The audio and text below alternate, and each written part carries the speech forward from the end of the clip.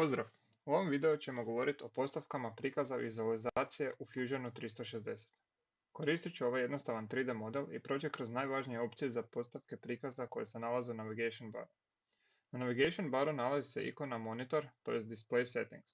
Klikom na strelicu pored ikone otvara se izbornik s različitim opcijama. Prvo ćemo pogledati Visual Style, odnosno način na koji je model prikazan na ekranu. Trenutno je uključen stil Shaded with Visible Edges, što znači da je model zasjenjen, a rubovi su jasno vidljivi. Svaki vizualni stil ima i prečac na tipkovnici koji je prikazan pokraj naziva. Na primjer, ako kliknemo CTRL i broj 4, prebacit ćemo se na Shaded vizualni stil. Vidimo samo zasjenjeni model bez naglašenih rubova. Tako možemo probati i za ostale stilove.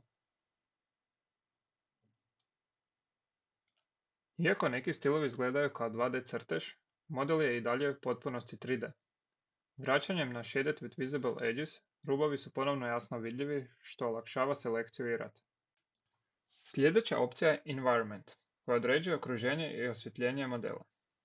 Zadano je uključeno okruženje Photo Booth sa neutralnom bijelom pozadinom. Možemo promijeniti okruženje, u primjerice Dark Sky, Grey Room, Tranquility Blue, Infinity Pool, River Rubicon. Svako okruženje drugačije utječe na svjetlo i sjene modela. Za rad i modeliranje najčešće se koristi Photo Booth, pa ću se vratiti na njega. Zatim slijedi opcija Graphics Preset. Ovdje možemo odabrati Performance kako bi olakšali i ubrzali rad Fusiona. Većinom se koristi kada imamo neke zahtjevnije modele ili sklopove sa puno elemenata, ali kod ovako jednostavnijih modela možemo koristiti Quality postavke ili Custom ako imamo neke druge preference.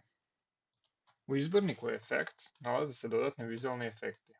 Na primjer, Ground Plane dodaje podlogu ispod modela. Ground Shadow stvara sjenu objekta. Object Shadow daje realističnije sjene između dijelova. Ambient Occlusion simulira prirodno ponašanje svjetla.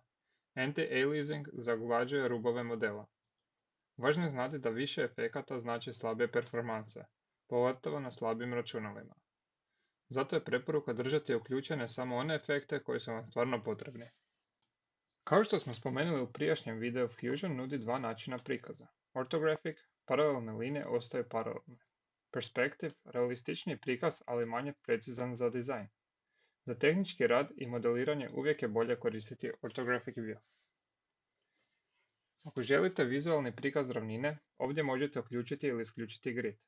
Grid pomaže vidjeti gdje se nalazi x, y ravnina i je li model postavljen na tlo. Zadnja ikona omogućuje rad sa više pogleda odjednom. To možete uključiti preko Viewport opcije ili prečacem Shift i broj 1. Dobit ćete više pogleda istog modela iz različitih smjerova, što je korisno za kontrolu geometrije. Ponovnim pritiskom na tipke Shift i broj 1 vraćate se na jedan pogled. To su najvažnije postavke prikaza i vizualizacije u Fusionu 360. Pravilnim korištenjem ovih opcija možete si znatno olakšati rad i poboljšati preglednost modela. Hvala na pažnji i vidimo se uskoro u sljedećem videu. Pozdrav!